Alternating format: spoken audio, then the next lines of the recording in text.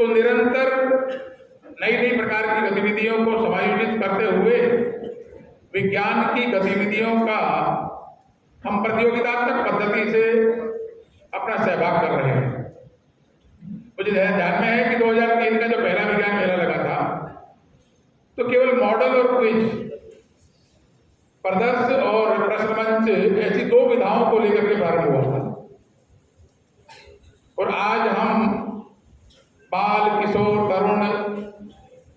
स्थानीय आधार पर कहेंगे तो क्षेत्र स्तर तक शिशु वर्ग अर्थात तीसरी कक्षा से लेकर 12वीं कक्षा तक देश भर में अध्ययन करने वाले जो 30 लाख से अधिक इन कक्षाओं में अध्ययन करने वाले विद्या भारती के जो भैया बहन हैं, उनकी वैज्ञानिक अभिरुचि, वैज्ञानिक दृष्टिकोण और कक्षा शिक्षण, ये विज्ञान आधारित प्रैक्टिकल बेस्ड एजुकेशन जिसको कहा जाता है, लर्निंग बाय डूइंग, इस मनोभूमिका को लेकर, इस उद्देश्य को लेकर अपना ये विज्ञान मेला आयोजित होता है। विद्यालय स्तर पर आयोजित होने वाले विज्ञान मेले में से आगे संकुल है, जिला है, विभाग है, प्रांत है, क्षेत्र है और देश भर में ये जो 11 क्षेत्र हैं, 11 जोन जो बने हुए हैं, वहां से जो चयनित होते हैं वो फिर अखिल भारतीय विज्ञान मेले में प्रतिभाग करते हैं। भैया बहनों, आप सब विज्ञान के विद्यार्थी तो हैं ही, विज्ञान के विद्यार्थी तो हम सभी हैं, मैं भी आप की तरह से एक विद्यार्थी हूं, परंतु वैज्ञानिक दृष्टि विकसित होना, इस विज्ञान मेले में प्रतिभाग कर रहे हैं तो जिन साइंटिस्ट के बारे में, जिन वैज्ञानिकों के सिद्धांत के बारे में हम अध्ययन करते हैं, तैयारी करते हैं, विचार करते हैं, विभिन्न प्रकार के प्रश्नों के उत्तर देते हुए अपनी बातों का प्रस्तुतिकरण करते हैं, आज जिनकी प्रतियोगिताएं आयोजित की गई तो मैं कुछ जजेस से वार्ता कर रहा था तो उन्होंने बताया कि बहुत अच्छा परिश्रम करके सभी आए और सभी ने बहुत अच्छे मन के साथ, अच्छी योग्यता के साथ अपने विषय का प्रतिपादन किया है। प्रतियोगिताएं होती है तो प्रथम, द्वितीय, तृतीय आदि आदि ये सब होता रहता है, उसकी ज्यादा चिंता नहीं करते, परंतु हमने कुछ नया सीखा, विज्ञान की दृष्टि विकसित हुई, इसकी चिंता अवश्य करना है। उदाहरण के लिए जैसे एक सूचना आपको बार बार दी जाती है कि सीधे बैठो, मेरे मन में एक विज्ञान के विद्यार्थी के नाते से एक जिज्ञासा उत्पन्न हुई कि सीधे बैठने और कमर झुकाकर बैठने में अंतर क्या है, what is the basic difference. तो जो इस विधा के जानकार हैं, उस फिजिकल साइंस के जो जानकार हैं, उनके साथ चर्चा करते हुए एक बात सामने आई कि हमारे जो बॉडी का स्ट्रक्चर बना हुआ है, शरीर की जो आकृति भगवान ने बनाई है, इस बॉडी स्ट्रक्चर में जो बैकबोन, जो सभी प्रकार के जो न्यूरो सिस्टम को कोऑर्डिनेट भी करता है और संचालित भी करता है, कमांड भी करता है, तो ये बैकबोन जितनी सीधी रहे, रीढ़ की हड्डी जितनी सीधी रहे, उतनी ही स्मृति मंजूता, विज्ञान की भाषा में जिसको हेमिस्फीयर कहते हैं, वो अधिक एक्टिवेट होता है। विज्ञान के जगत में, साइंस के अंदर जो कॉन्शियस माइंड, सब कॉन्शियस माइंड और अनकॉन्शियस माइंड, चेतन मस्तिष्क, अवचेतन मस्तिष्क और सुषुप्त मस्तिष्क, ये जो 3 भाग बताए गए हैं, ये तीनों प्रकार की जो स्थितियां रहती हैं, इसमें हमारी जो शरीर की सिद्धता है, और आपको जानकर के आश्चर्य भी लगेगा, विज्ञान के विद्यार्थी हैं, आप लोगों ने पढ़ा भी होगा, बायो में ये विषय आता भी है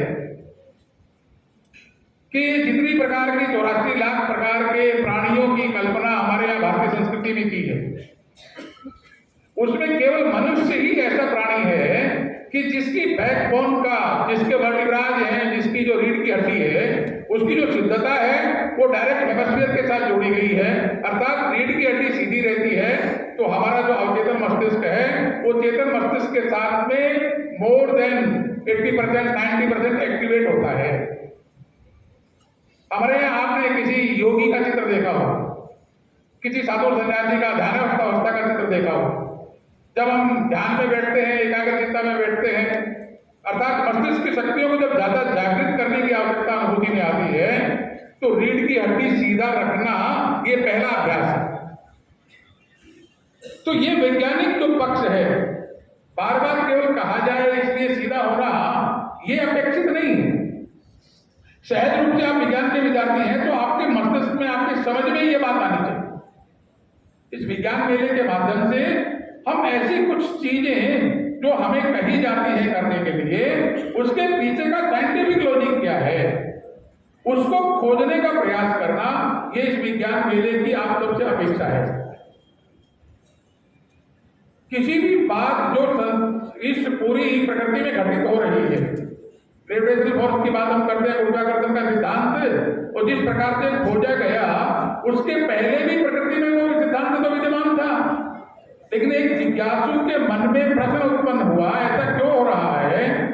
ये पृथ्वी क्या आकर्षित करती है अपनी तरफ, इस पृथ्वी के अंदर क्या विशेषता है, उसकी खोज के आधार पर ग्रेविटेशनल लॉ ये सामने आ गई। अर्थात आपके अंतर्मन में खोजी दृष्टि है कि नहीं। प्रतियोगिता में भाग लेकर के केवल पदक प्राप्त कर लेना मात्र उद्देश्य नहीं है आपसे। आप एक बाल वैज्ञानिक के नाते से अगर अपने को तैयार कर रहे हैं, मैंने जैसे कल भी बताया था कि अपने बीच में आप ही की तरह से विद्या भारती के विद्यालयों से अध्ययन किया हुआ एक बड़ा साइंटिस्ट कल आने वाला है, वो हम लोगों से चर्चा करने वाले हैं स्पेस साइंस के बारे में। चंद्रयान 3 का जो जिन्होंने उसको संचालन करेंगे, जो एक मेजर रोल जिनका रहा है, तो आप सबके मन में विज्ञान की जिज्ञासाएं कितनी उत्पन्न हो रही हैं। भिन्न भिन्न प्रकार के एक्सपेरिमेंट्स के लिए भी आप में से कुछ प्रतिभागी आए हैं। उस एक्सपेरिमेंट को करते हुए, प्रयोगात्मक प्रतियोगिता में प्रतिभाग करते हुए आपके मन में क्या नया पैदा हुआ, क्या इनोवेशन मस्तिष्क में कुछ नवाचारिक पद्धति से कुछ सोचने की कोई जिज्ञासा आई है क्या, जिसको आप सच आउट कर सकें, जिसको खोजने के लिए आप कुछ प्रयोग कर सकें। आपके मन मस्तिष्क की सिद्धता जितनी अधिक मात्रा में, विज्ञान मेले का वास्तव में उद्देश्य वही है कि हमारी क्लास टीचिंग ये प्रैक्टिकल बेस्ड हो, इसमें इंप्रूवमेंट आए, और हम सब जो विज्ञान जगत के विद्यार्थी हैं, हम कुछ नया सीखने के लिए भिन्न भिन्न प्रकार के प्रयोगों के लिए सिद्ध हों। तो अपनी मानसिकता, अपनी शारीरिक अवस्था, अपनी मनस्थिति, इन सभी प्रकार की बातों में आपका अंतःकरण कितना तैयार हो रहा है, ये निर्भर करेगा इस बात पर कि ये जो विज्ञान मेला है, इसका जो आउटपुट है, इसका जो परिणाम है, केवल कुछ बच्चों को मेडल मिल गया इतना मात्र नहीं है,